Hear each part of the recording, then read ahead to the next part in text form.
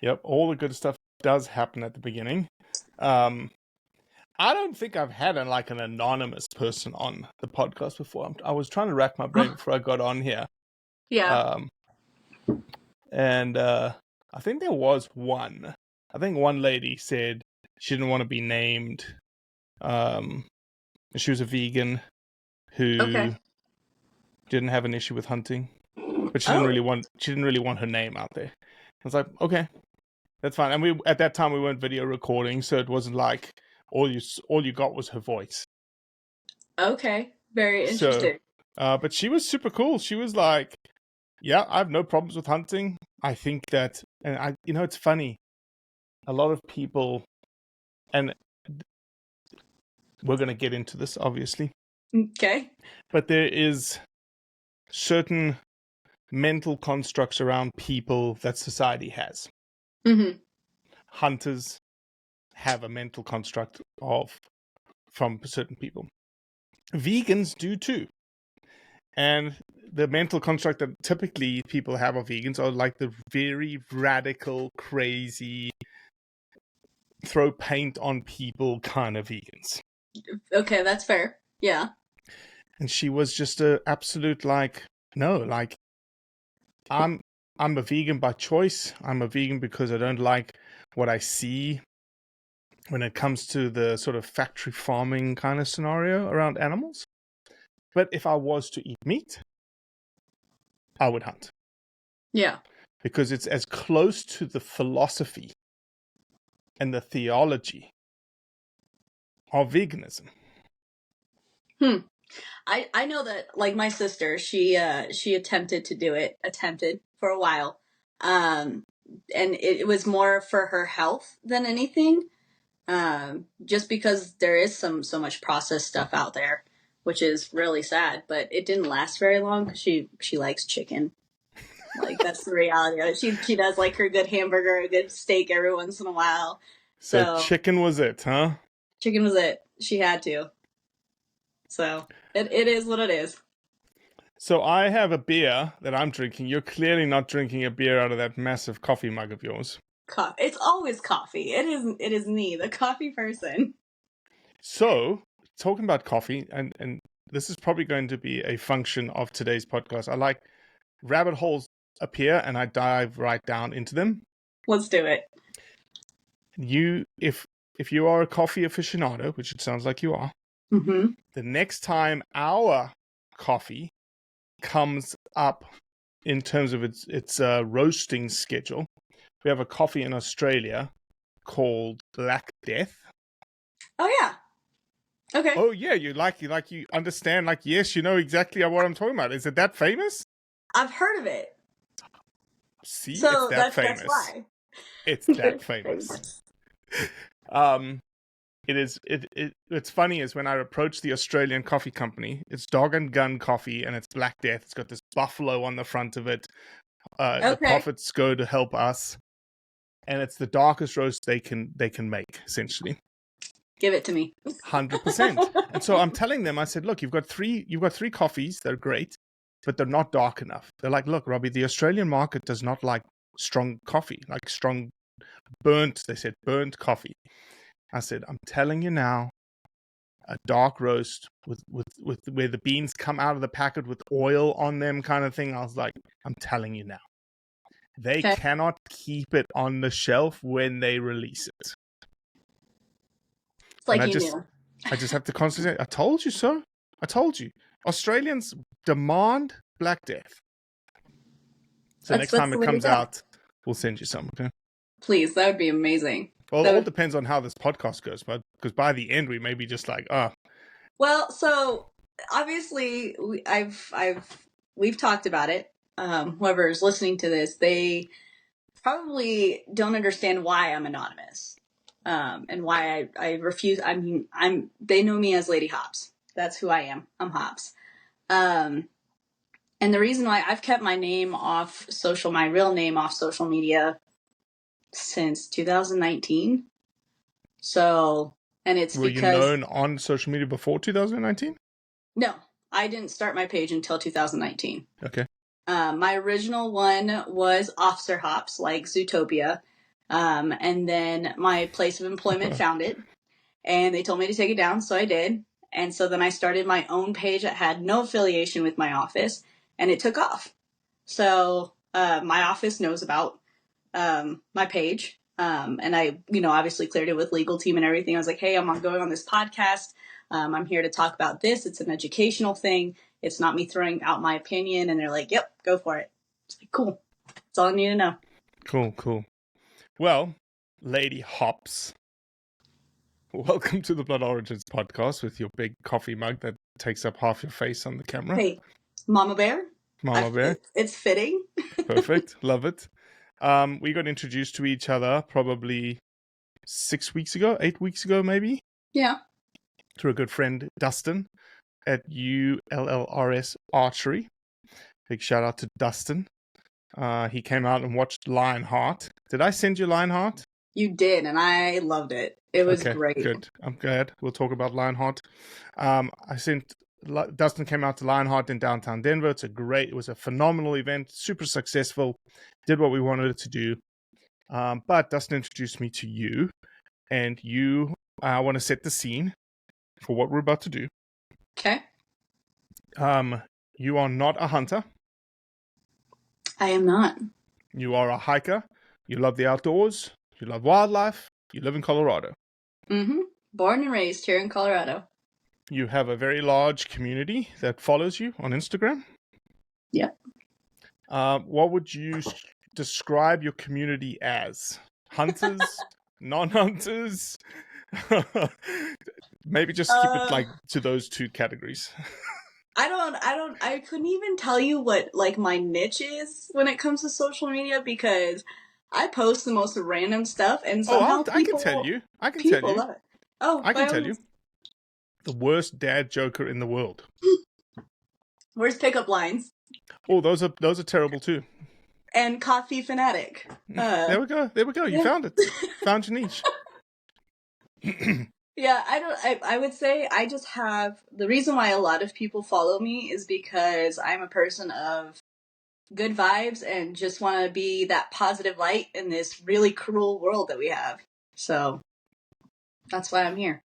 So we chatted, and we got together because we wanted to give you a little bit of a rundown on what's happening in Colorado, specifically around a ballot initiative that was gathered enough signatures from the public in Colorado to put a question to the public of Colorado to say, do you or do you not want the hunting of mountain lions, bobcat, and lynx in the state of Colorado? Correct. And so we talked about it, and then I said to you, okay, if you'd be willing, come on my podcast, and we're going to do an open Q&A. And you said, absolutely, that sounds great. That's why we're here. You have solicited questions through your feed. You have solicited questions through your Insta story, correct? Correct. Yep. Have you sent me any of the questions before we started this podcast? I refuse to send you anything. I know nothing. I know nothing. And that's how I wanted it, because I wanted to be authentic in my answers to you. I wanted your community that would have probably questions that are going to probably range from very simple to, some theological, probably some ethical. And let's just talk through it. And hopefully this is a resource for you and your followers and the people that would listen to this podcast and hopefully share this podcast to educate people to say, hey, and again, let's be right down the middle. Hey, we should be voting yes on banning these guys from hunting, or no. Like, why are we doing this? It makes no sense. So that's where we're at. And that's what we're going to do today. And that's what, the whole education portion of it, because even some of these questions that I've gotten, I'm like, some people have absolutely no idea what hunting, like the purpose of what hunting is. And that's what we're going to do. We're going to educate. Yeah, 100%. 100%. So I'll set the scene. Proposition 127 is on the ballot. That proposition is looking to put a question, which is to do you, I don't know the exact question. I should have had the exact question in front of me, but do you want to ban mountain lion, bobcat, and lynx hunting in the state of Colorado? And hopefully a lot of people will look at what they're going to be voting on in November. It's November the 5th. And there's blue books associated with every single ballot question that explains what a yes vote means and what a no vote means. And so let me look if I can find the blue book for Prop 127, Colorado.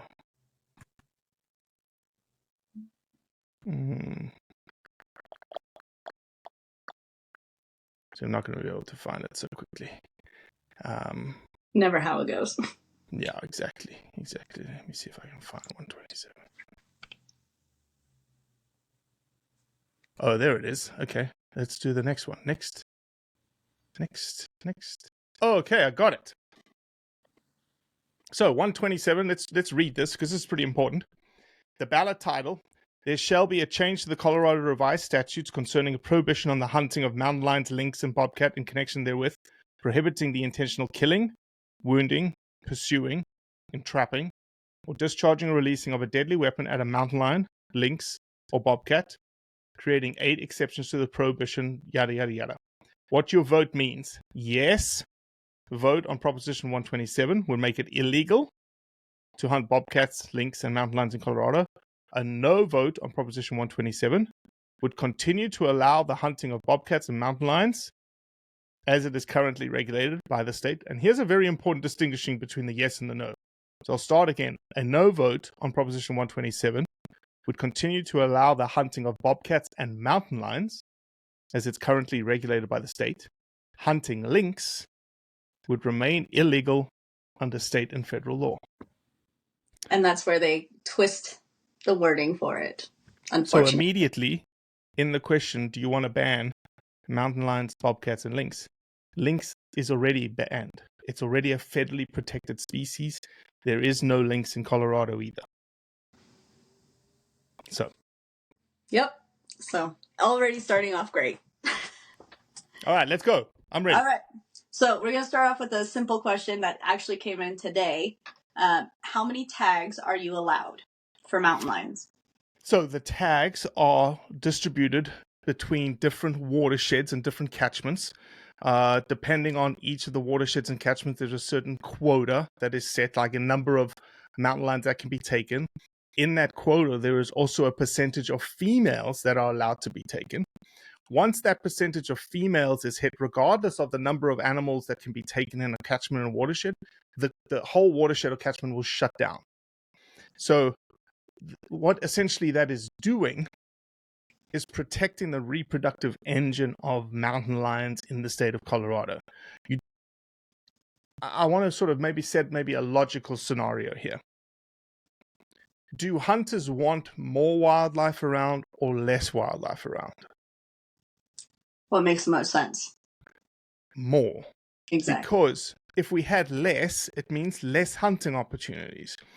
And if you get rid of that reproductive engine, it means less mountain lions, which means less tags, which means less quota. And it's the spiral that goes down. And it'll be hunters that'll be the first people to say, whoa, we need to stop hunting. The tags every year in the state of Colorado, there's probably between 400 and 500 mountain lions taken of a supposed population of between 3,800 and 4,400. So it's around a 10%, 12% number in the state every year. I think what's very important to note here, and it's a little bit of an understanding of population dynamics. Mm-hmm. In any population, whether it's a mountain lion or a white-tailed deer, I'm not going to give you an African species example because that's just going to go past people's heads. So let's just use white-tailed deer as an example. Okay. White-tailed deer in the United States, there's between 30 and 32 million white-tailed deer in the United States.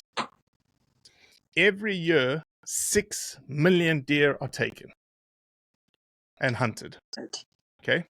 There's lots more taken by cars, and lightning strikes and all that kind of stuff. How many deer do you think, after 6 or 7 million are taken every year, how many deer do we have left the next year? More than triple. We Way still triple. have 30 to 32 million. Right. So what's happening is there's this curve, and if you think of it like a table, that's Mm-hmm. where the population is. So mountain lions right now, 3,800 to 4,400, it's the ceiling, it's the table.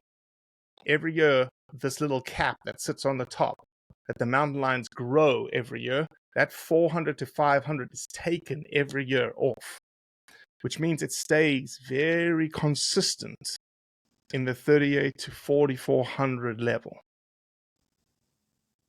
What do you think will happen if you take this cap and not remove the cap anymore? Well, the population is going to increase so much, and they're an invasive species, so they're going to take over the area. I wouldn't call them an invasive species. They're a native species. Typically, an invasive species has a connotation of like it doesn't belong there. Okay. For instance, there's a sheep called an Ardad sheep. It comes from North Africa, lives in New Mexico, lives in Texas. It's an invasive species. A pig is an invasive species. It doesn't belong in America, but it proliferates in America. So I wouldn't call it an invasive species. Well, I'd call it a native species that has the propensity to grow in its population, just like any native species does, without any checks and balances. And so, again, I think this may be a question that you have over there, but I'll sort of just throw it out there immediately. Why even hunt a mountain lion? Like, what's the point? Like, why do you do it? Well, I would answer that question the same way if someone said, why do you hunt a white-tailed deer? Why do you hunt an elk? Why do you hunt a mule deer? From a fundamental perspective, we have a very significant human fingerprint on the landscape that requires us now to be even greater stewards of the wildlife resource that we have. And because of our pressures on them, we need to carefully manage them to ensure that we don't have abundant populations of one species or another. Same thing with mountain lions. Could we not hunt them? Absolutely. We have the perfect scenario in California. It's the only state that mountain lion hunting is banned. All I would ask you to do is Google El Dorado County right now. Mm-hmm. Well, so my question is, as far as if they're doing fine in California, I mean, I think I've seen a couple of your stories lately where there's been a couple of attacks and there's people that are getting hurt because of it. Yep. And that's what I mean by invasive is that because we're building cities, ginormous cities. We have Denver, we have Castle Rock, we have Colorado Springs, and it's growing even more and more, taking up their land. They're going to eventually come back into that part of the land and try and take over again. They will interact. They will definitely interact in the urban-rural interface. It's what you're seeing in California. It's what you see in Washington State. So Washington State has lion hunting. It doesn't have lion hunting with dogs. And so there's a very unique study right now that's happening there that shows how mountain lions change the way that they interact in human-dominated landscapes that you're referring to, that you're saying, with and without the use of hounds. So in Washington State, they're just hazing the lion. So they're chasing the lion with the dogs, and the lion is like, whoa, whoa, whoa. As soon as I hear a dog, I need to get out of Dodge. And they're looking at collared mountain lions and how they interact with these human-dominated landscapes in systems that are without hounds, i.e. without hunting, and systems that have hounds hazing, quote-unquote, hunting. And it's quite amazing to see the results in that the data is showing that these mountain lions seem to not interact with human-dominated landscapes. There was another research study that just came out that compared Nevada and California, and keeping the systems almost identical. The only thing that was different between the two systems was in Nevada, they hunt and they use hounds for mountain lions. And they showed that juvenile mountain lions and their dispersal patterns were very different when it came to human-dominated landscapes, in that they tended to avoid human-dominated landscapes in a place that is hunted and the use of hounds occurs in it. Interesting. Okay. Now I feel like that'd be more difficult in like Denver areas. I mean, you were there. You saw what Denver is like. There's not exactly a place for you to go chase around hounds and a mountain lion. Well, it would happen. It would happen. So if CPW determined that there was a problematic lion in and around the outskirts of Denver, and it was, predating on Fluffy and Snowball and, somebody's pet pig in the backyard, they will, again, depends on the system. So California has a 3-strike system. So Okay. California says that that animal has to have taken 3 times before they're going to come in and lethally remove the animal. Okay. Washington State is a 1-strike policy. You strike, you kill, you're out. You're done. Okay. Colorado, I don't know what would happen. Hopefully we don't have to get there. But they're going to have to make a decision on how they interact with mountain lions. Right. What we do know, based on Washington State, the data coming out of Washington State, what's happening in California, the study between Nevada and California, is that as you progress away from the removal of hounds and the removal of hunting, those lions are going to be born. Maybe the generation right now is very wary of human-dominated landscapes, but the next generation will not be. The next generation after that won't be. And so you'll start seeing more and more and more interactions. And so the sad part about this, if it does go through, is that the houndsmen that were doing this as part of their, their culture, the thing that they love to do, will be then paid.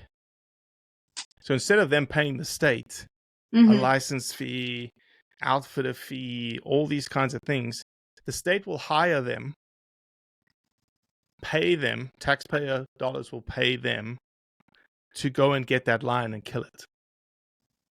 Okay.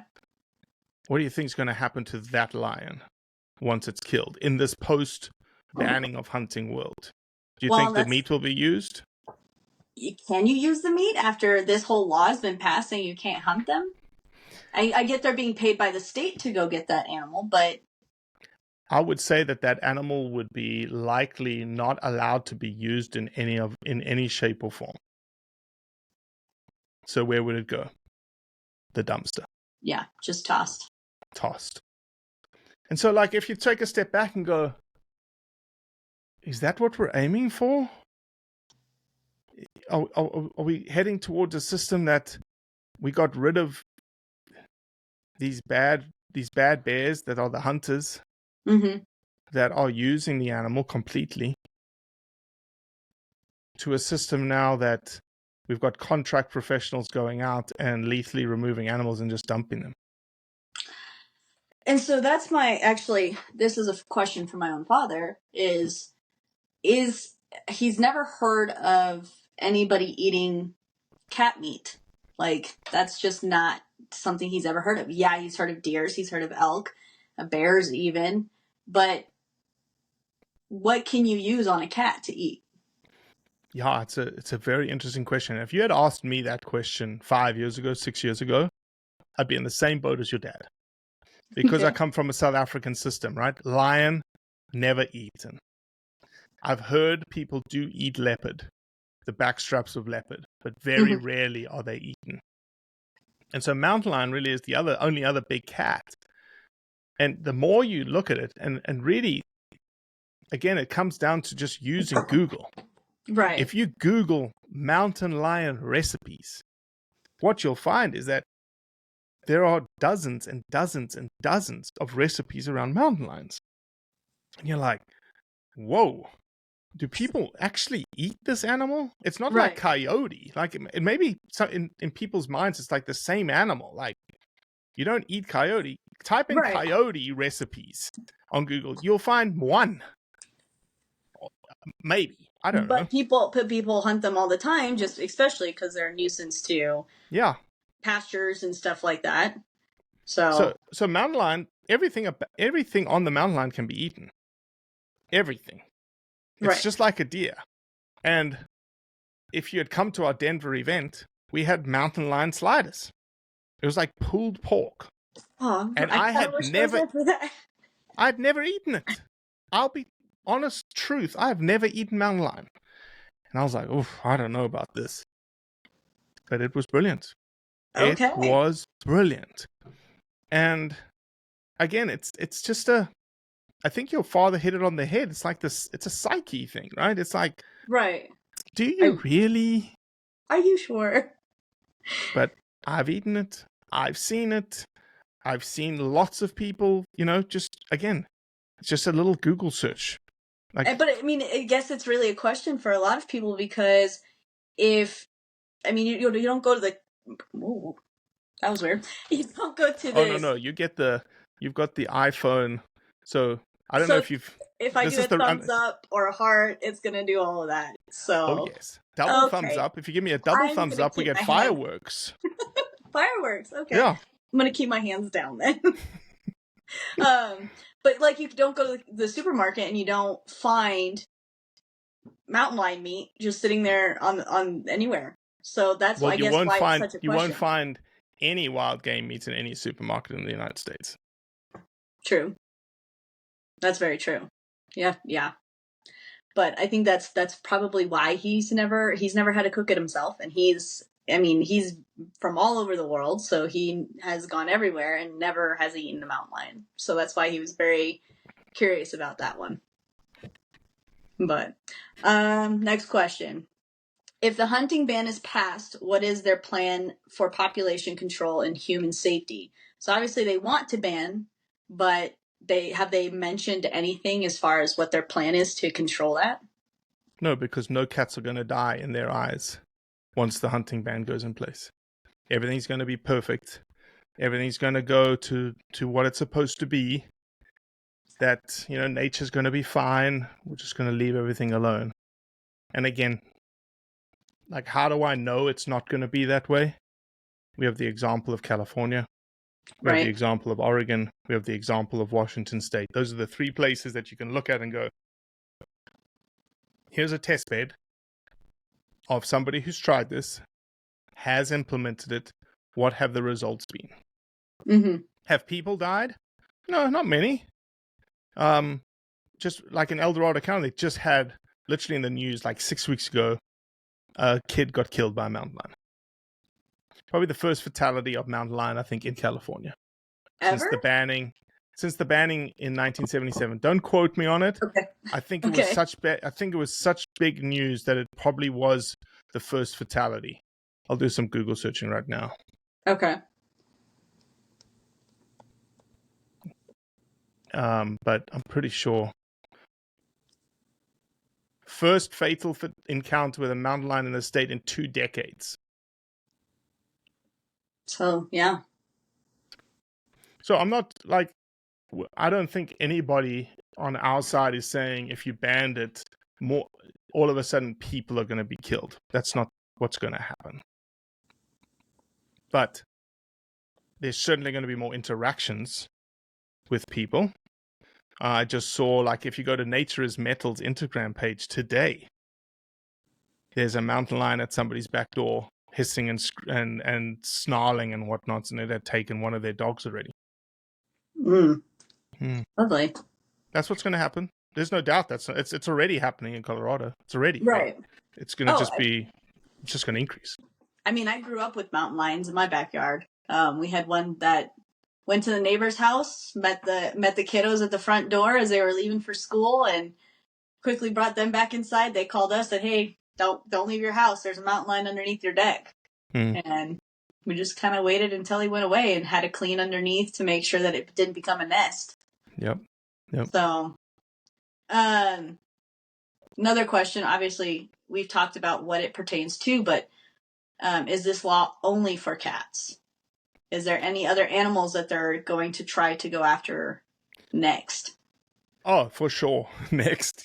So the worry here from the hunting lobby perspective is that if 127 passes, there will be, and if you go to the blue book, you can see exactly what the language is going to be that gets put in the what gets put into state statute. Right. And what gets put into state statute is a definition of hunting. And the prohibition of the definition, which is prohibiting the intentional killing, wounding, pursuing, entrapping, or discharging, or releasing of a deadly weapon at a mountain lion, lynx, or bobcat. And so our worry here is that when that is enshrined,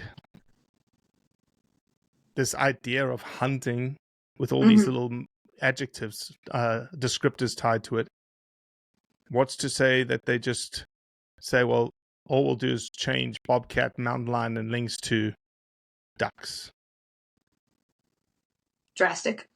Or elk. That's, yeah. Or mule deer or something like that, just because. But because, and they can, because they'll have a definition that's already baked into the state statute. Now, so this is more of a me question. How much does it cost per tag, mountain lion tag? Ooh, that's a great question. I have no idea. Let me see.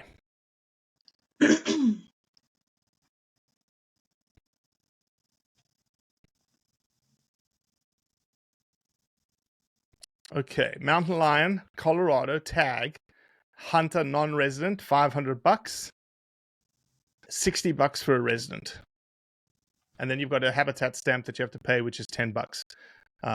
So $500 really, and for the majority, most people that are hiring guides and outfitters in Colorado are non-residents.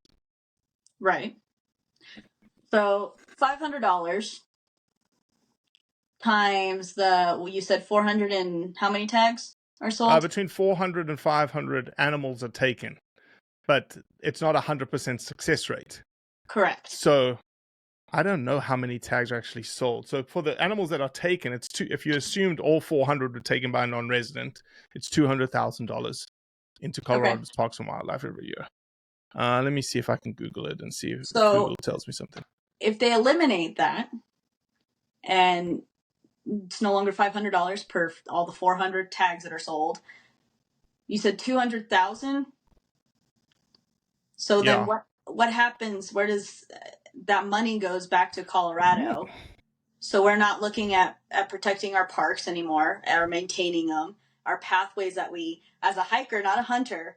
I mean, I take great pride in how good our trails look versus our roads. Our roads here suck, but our trails are very well maintained. Our whole picnic areas, our trailhead parking, all of that is taken care of, but that's a lot of money taken away from Colorado State. Yeah, you're absolutely right. A lot of people don't know that hunters pay probably the biggest payers of conservation-related activities in every state. Again, I don't know the line of work that you're in. But if people that are listening to this love to shoot, love to expend ammunition, have guns, they don't have to be hunters. All of those have excise taxes on them. It's called Pittman-Robertson monies or Pittman-Robertson tax. It's PR dollars, we call it. Those PR dollars are an 11% excise tax on any hunting-related apparel as well as shooting, ammunition and guns and all that kind of stuff. That money goes to the Treasury and then it's distributed to every state in the union based on a formula of the number of license sales, number of hunters, land area, whatnot. So if you start reducing any sort of hunting related tag system in your state, regardless of where you are, you actually start a little spiral around PR dollars. Right. And so you get less tags, which means less money in, which means less effort in conservation, which means potentially less work on the wildlife management, which means less tags, which means you see where I'm going with this. Yeah. See where I'm going with this. So let's actually, I did find a pretty good number for you. Okay. So let's get a little bit more distinct with our math. In the 2022 to 2023 hunting season, there were 2,599 people who bought mountain lions tags. Wow. Okay. Only 502 mountain lions were killed. So if you do your math correctly, can you do math correctly? We will see. 19% success rate. Which is not very high at all. Not very high at all, which begs the question. I know I'm not supposed to be the one asking questions here. Begs the question, why do they say mountain lion hunting with dogs is not fair chase, is very easy, and allows you to take, a mountain lion every single time, if the data says it's a 19% success rate?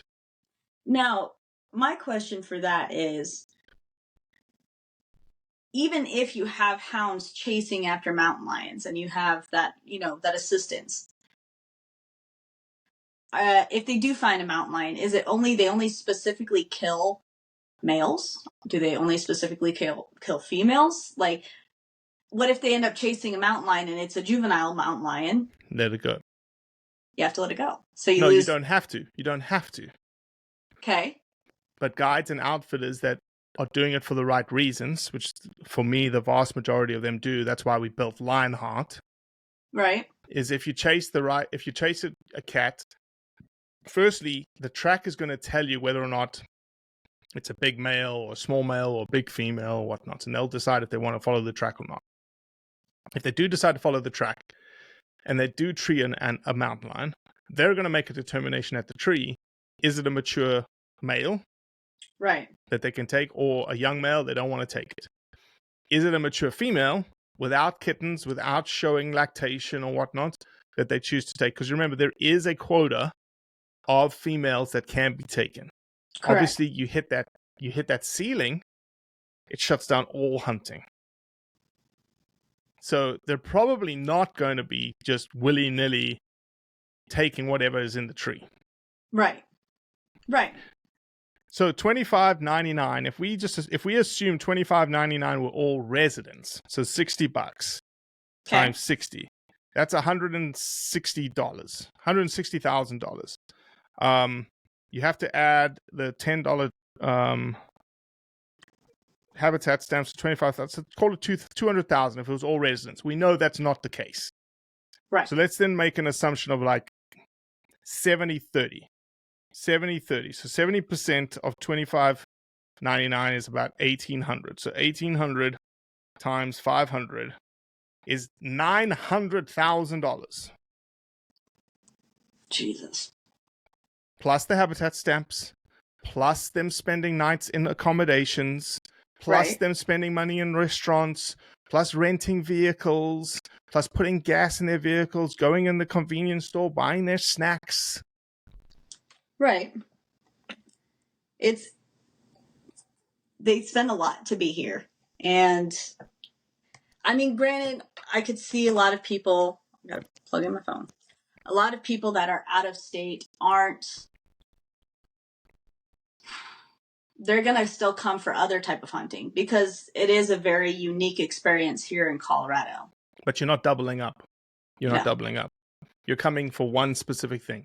I don't know of a single person who comes to Colorado and says, I'm going to hunt a mountain lion and I'm going to hunt something else. You just do it. You would, but you'd come back. You wouldn't do it in the same trip. That's very true. That's very true. All right. Let's see.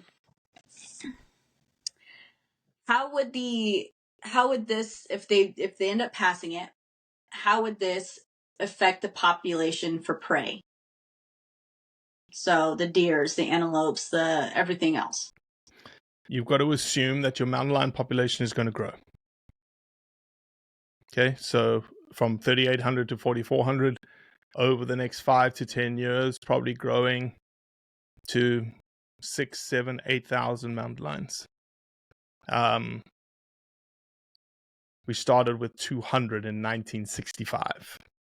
So what that means is more predators on the landscape, which are going to require more food. Colorado is the go-to state when it comes to mule deer and elk hunting. Like, I can't even tell you how many. Let me do another Google, see how many tags were sold for elk in Colorado? How many elk tags are sold every year in Colorado? 94,000 over-the-counter elk tags. And I know that the elk tag is, gosh, I think it's like $800 right now. Yeah, it's for non-residents times correct. 800. Look at this number. Oh my God. Okay. So what I just showed, the number, if all those tags again were non-residents, that's 75 mil. And if all of those populations start to decline, then that's less licenses that they're going to give or tags. And then what happens? We've already discussed it. What happens? Less licenses being sold means less in terms of the equation of PR dollars coming back to the state, which means less money available for the state parks, for the hiking paths that you love so much, for the restroom facilities at the trailheads. Those are going to go downhill. They're not going to have enough money to do it, which means people aren't going to be coming back to the state of Colorado to do what they want to do. And we lose a lot of money. Lose a lot of money. That is depressing. From a simple decision. Yeah. How fast do you think the decline would be for those prey populations? Probably over a decade.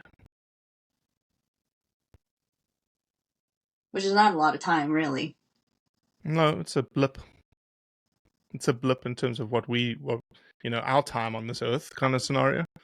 But again, it would just be a pity because I think I used to be a professor. Okay.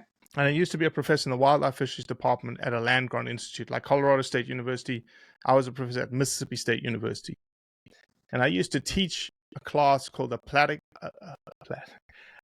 Aquatic and Terrestrial Ecology, which was designed for future resource managers of wildlife and resources in our states. And I told them, I said, I take my job extremely seriously because I have to impart all the knowledge I have into you so that you can be the best resource managers that I can make. Right. Because you need to manage those resources for me, my kids, my grandkids, for everyone into the future. And the people who are our biologists in our state agencies are dedicated conservationists. They've studied. They've gone and gotten masters. They've probably taken out student loans. They're in student debt for their education. And then they chose to work for a state agency, which doesn't pay well, has all sorts of bureaucracy associated with it, but you get to be in the position to steward the resources of the people of the state. Right. And those are the people that I feel sorry for in this scenario. Because if this passes and people say, we want to ban it, the decision that you just made came from someone who knows nothing about wildlife, who has not dedicated their lives to wildlife, has not invested money, invested time in studying wildlife. And you've said to them, oh, we're just going to take a tool that you use to manage the wildlife for us. We're going to take it away from you.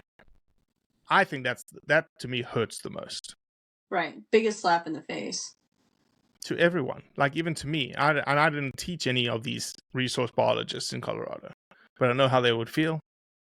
Yeah. Now, why has this all of a sudden become so important to protect these cats?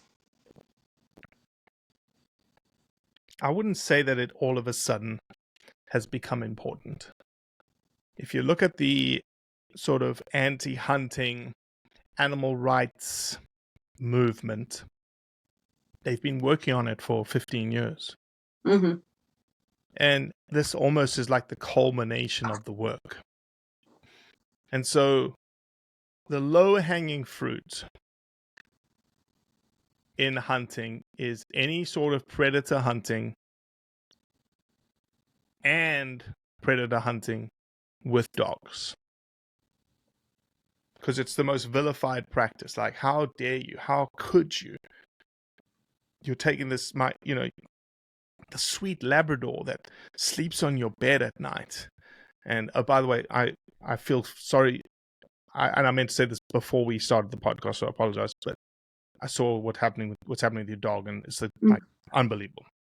Yeah. Worst thing that you can go through. It's terrible. It's terrible. Sorry, but That's okay. They look at their Labrador that's lying on their bed and like, how can you make that dog go and chase a lion? They don't want to do it. They're going to get tired, and they're going to hurt their feet and what. These hounds, and again, that's why Lionheart was built the way that it was built. These hounds, in the film, you hear someone say, you can't make a hound want to chase a lion. It's like taking a horse to water. You can't make it drink. Right. And these hounds, this is what they do. It's what they were built for. It's what they were bred for. There's all sorts of breeds of dogs all over the world that have specific jobs. These ones just happen to chase cats. And they chase them up a tree.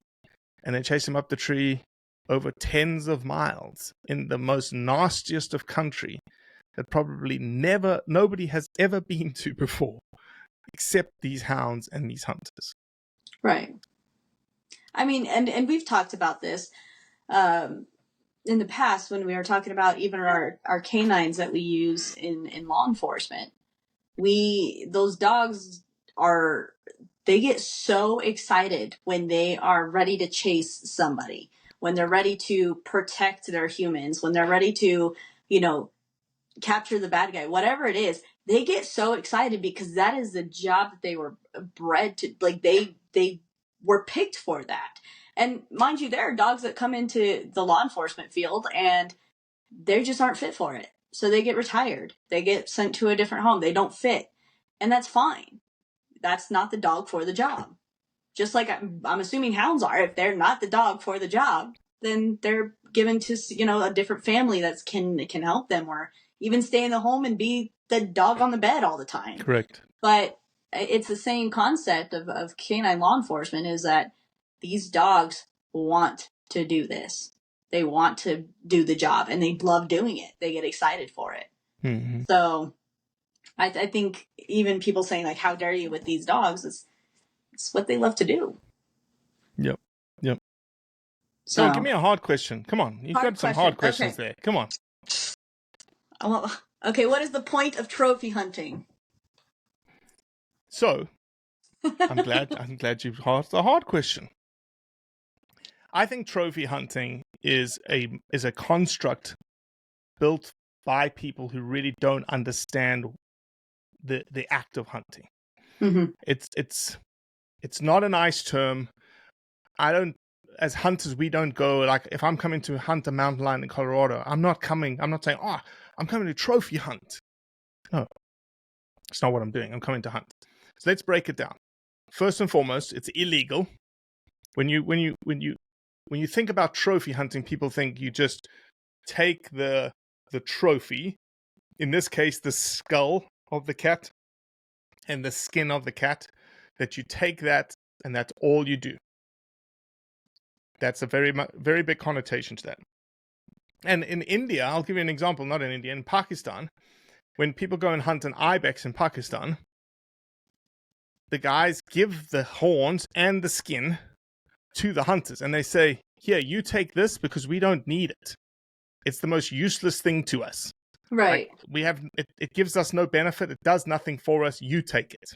We're keeping the valuable stuff. We're keeping the meat. You take the non-valuable stuff. So legally in Colorado, it is illegal to trophy hunt in that context. I.e., if you shoot a mountain lion, everything has to come off the mountain. Skin, head, and all of the usable meat needs to come off the mountain. So by law, it's not trophy hunting. Now, let's get a little bit more semantic and a little bit more emotional. The idea of someone going to hunt is all driven by someone's motivation. and the motivations are different.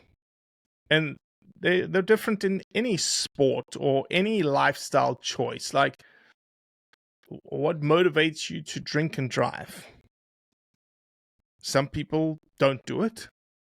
Some people say, I'll just have 2 or 3 beers, I'll be fine. Some people are like, it doesn't matter. It doesn't matter how much I drink, I'm going to drink and drive. There's a motivation to why they do it. Same thing with hunting. Are there people that would say, I want to go and try and take the largest mountain lion I can take, which sounds like trophy hunting? Mm-hmm. Yes, absolutely, there are. But at the end of the day, what is that big trophy or this large mountain lion? It's you being very selective of a specific individual in a population that probably is past its prime. It's already given its genes and into the population from a reproduction perspective, and it's okay to remove it. It's going to have no negligible impact on the population itself. So the idea of, again, when you define trophy hunting, if you want to call it, I keep using air quotes, I think it's selective hunting. You could almost you could swap the word out, because you're selecting for a specific characteristic of something. And more often than not, it's the old curmudgeonly males that you're taking out of the population. Right. So that's how I would define it. I think it's a word that's bastardized a little bit against hunting.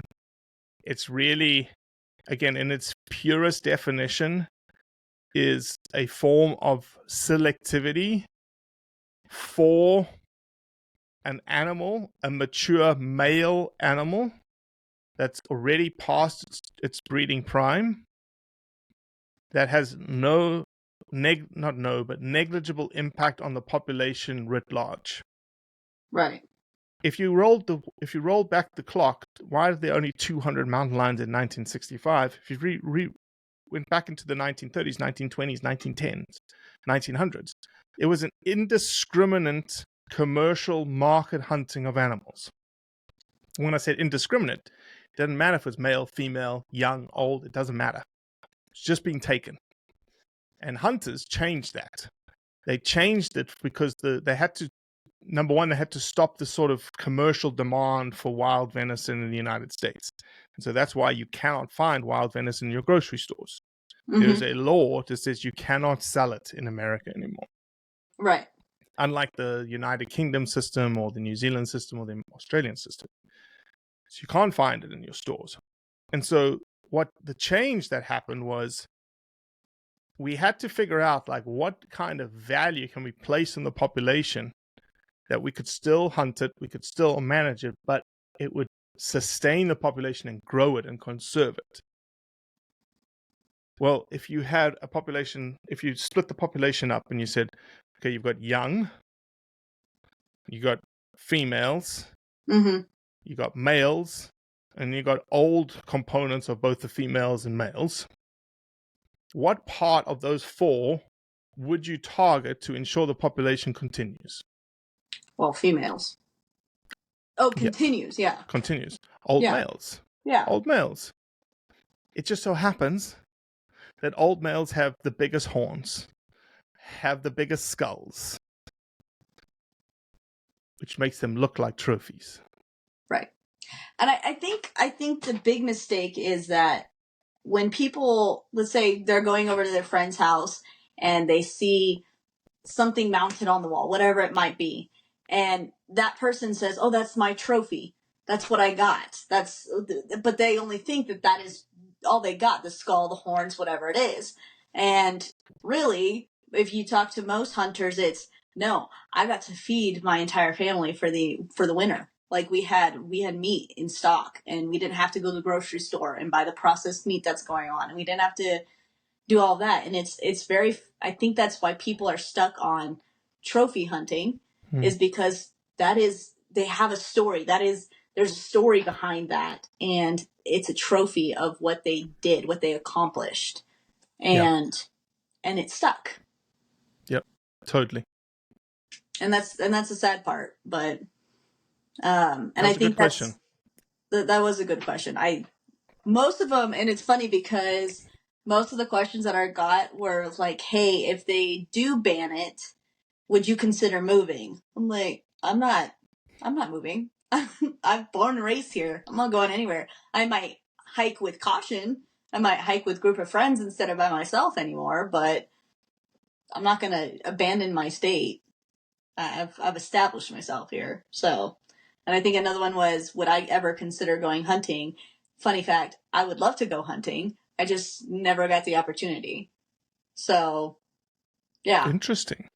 yeah.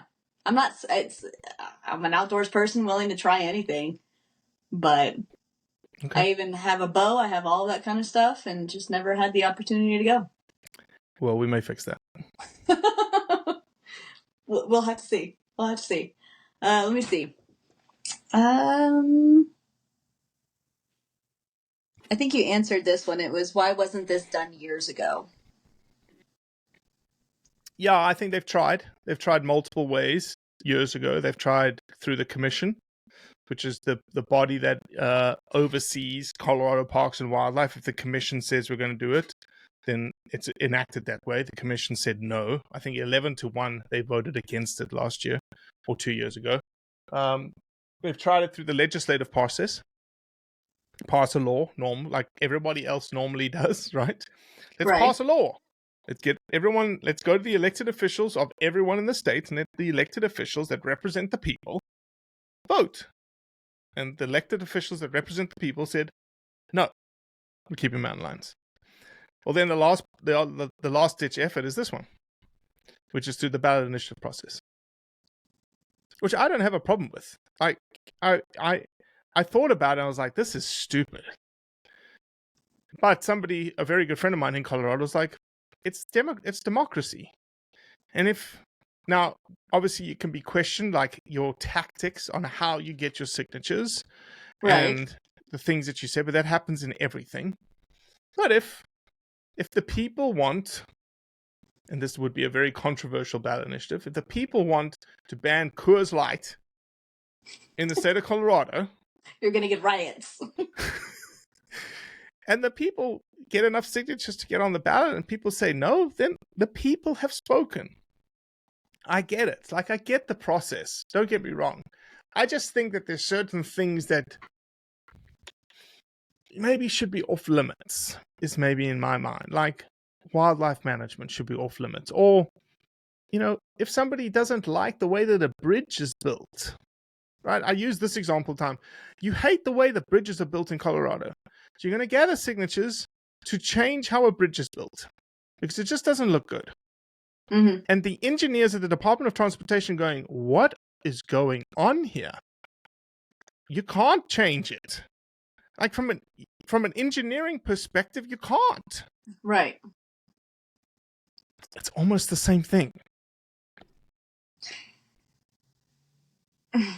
So, obviously, Colorado Wildlife has been studying mountain lions for forever. They're tracking everything. What did they have to say about this? Yeah, luckily we got some information out of Colorado Parks and Wildlife early in the process. They're obviously not allowed to say anything now. And I was speaking to my wife earlier today about it. I was explaining that they're under a gag order, and she's like, why are they under a gag order? Shouldn't they be allowed to speak? I said, you would think that they'd be allowed to speak.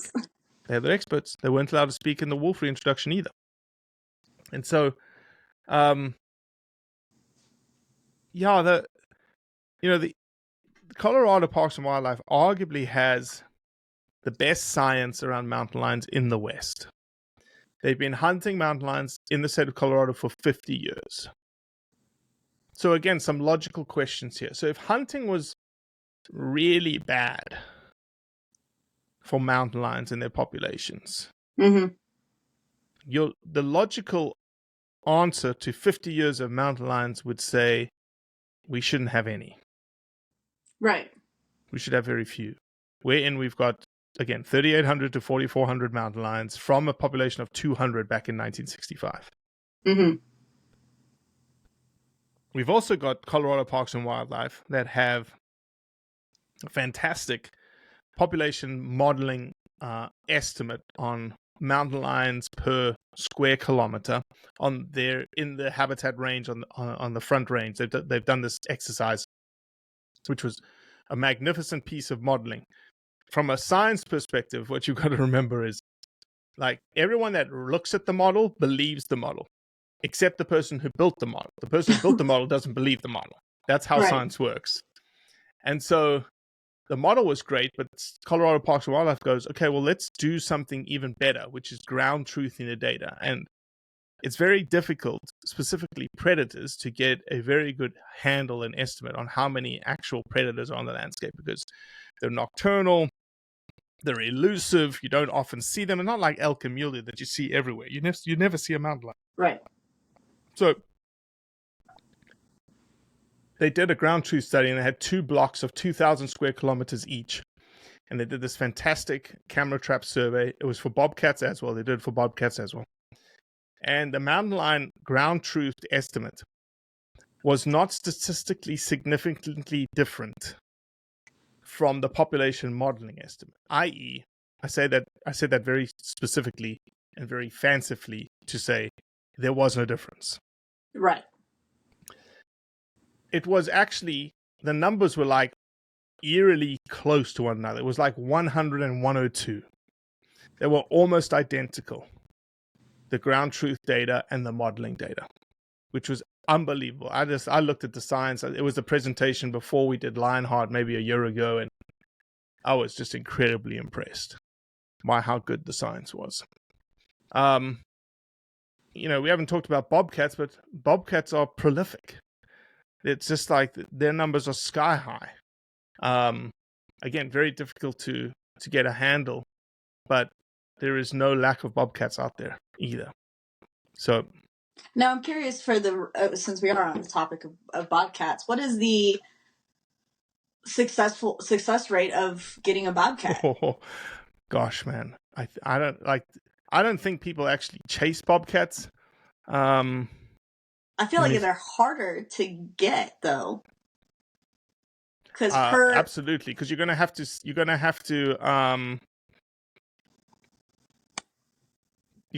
chase them up a tree, just like you do a mountain lion.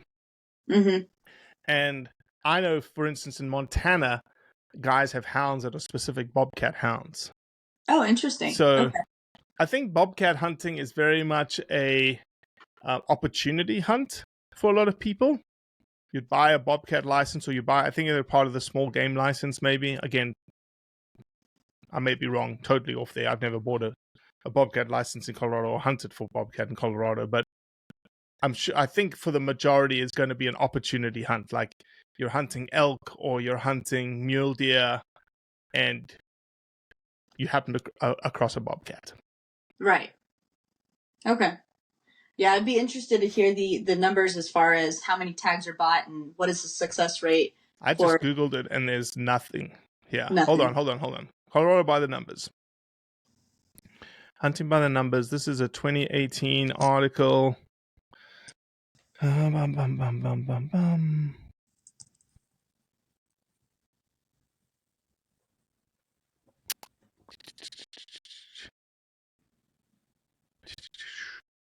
22 million acres. This is a 2018 article. 2000. This number is even bigger. Okay. 200, almost 230,000 tags sold for elk in Colorado. We were working off a 90,000 number for the 75 mil, by the way. 88,000. Oh, that's weird. It's probably because of 88,700 elk, deer, and pronghorn tags sold to non-residents.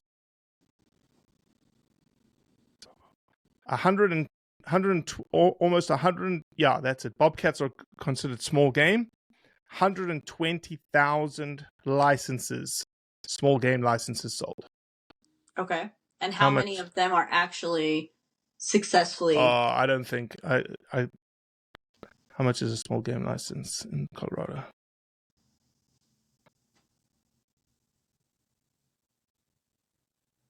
$92. So you're looking at $11 million. Yeah, and I don't think on a small game hunting license, a bobcat, you're going to have to tag it because there's some I think there's some CITES associated things with a bobcat, but everything else, because a small game hunting license includes rabbits, foxes, Right. coyotes, and waterfowl. Right. That's a lot of money. Mm-hmm. I'm curious just how many people specifically get the small game just for bobcats, though. I would say very few. Again, I think it's going to be a very opportunistic kind of tag. Yeah. That'd be interesting. So I guess I got a lot of like, well, what would you do if it does get passed? Like, what is their plan? And it seems like from what you're saying is that there is no plan. Correct. Besides hiring people to come and take care of mountain lions or bobcats or whatever is the case. So just like wolves, CPW, this is a ballot initiative. So CPW is going to have to react to whatever happens. So with wolves, they were put on the clock for 2 years to develop a wolf management plan, a reintroduction plan. They didn't have biologists. They don't have wolf biologists. They don't have depredation people. They don't have sort of liaisons with agriculture, ranchers. All of that has to be built. Same thing that's going to happen if this passes. So if this passes, CPW will then have to go into effect and have to draw up law enforcement scenarios for illegal take now. Okay. CPW will have to put a plan in place in which the legal take is allowed. So, for instance, if your house was in the country, outside of Denver, a mountain lion comes in and starts eating on your dog, and you shoot it, they have to cover those scenarios in a management plan so that you don't go to jail. Right. Oh, God. So all of that will have to be built out. Right. Which I'm sure just based on how hunting laws are already, they would just pretty much mimic a lot of the other laws that are out there. Like you can't just kill a deer in your yard for the heck of it. Yeah, but it's a predator. That's true. the thing. And people, it's just like, and then you got to, did somebody do it purposefully? How do you know? How do you not know? It's just is a different set of rules when it comes to, a different set of mindsets when it comes to a predator. That's scary. I'm not gonna lie, that's pretty scary because and what kind of depredation policy are they going to have? Right. A one strike policy? Even if you're hiking on the trail, say I take Bryce with me, he starts attacking Bryce, I'm going to shoot it to protect him. You're just going to jail. Yep. So those kinds of scenarios, they're going to have to figure it all out. And then again, just think about resources, right? It's just an investigation. All sorts of things are going to have to come into play. You're probably going to have to get legal counsel and representation. That is going to be a burden on you. The state's not going to compensate that. Correct. Wow. Yeah, there's a lot of things here that people just don't, it's a simple yes-no question. But there are a lot of far-reaching consequences. Well, and the thought that it's not thoroughly thought out of what's going to happen if it does. If it does pass, if it does happen, what are the steps after that? What is it going to entail? Have we seen a plan of that? Have we seen the write-up of it? And by the sounds of it, it's not there. No, well, it can't be. It can't be. Colorado Parks and Wildlife is not going to act until a law says that they have to act. I feel like there should always be a default backup plan. There is not. Whew. Okay. It will if it goes yes, and the voter said we're banning this, then it'll be enshrined in statute, I think, in the next legislative session. Mm-hmm. Then Colorado will be directed to start implementing all the things that we've just talked about. Right. I can tell you, so from our aspect, we had a lot of laws change over the last couple of years quite drastically. And that's just repercussions of everything that have happened all over the U.S. And we have had people constantly sitting there, okay, if this happens, this is what we'll do. If this step is taken, this is what we'll do. We're going to go and try to fight this one against Senate and see what we can do with that. But we had people constantly being like, okay, if this happens, then this is what we're going to do. And that's why I say, like, it's so important to have that backup plan of, if it does pass, what are people expected to see? Yeah, there is no backup plan for it to be, if it passes. Nobody has an idea on what it's going to look like, how it's going to be implemented, what the depredation policies will be, 1 strike, 2 strike, 3 strike. It will all have to be figured out. And that's very scary. Yeah. That's terrifying. So I don't know if you have any more questions, but I got one question for you. Okay, what is that? We've spent an hour and 10 minutes talking. Yes. What would you do November the 5th, based on all the information I've given you, all the questions? Are you checking yes or are you checking no? Unfortunately, I'm not allowed to give that. That's the one stipulation of me being able to come onto this podcast. I am not allowed to give my opinion or...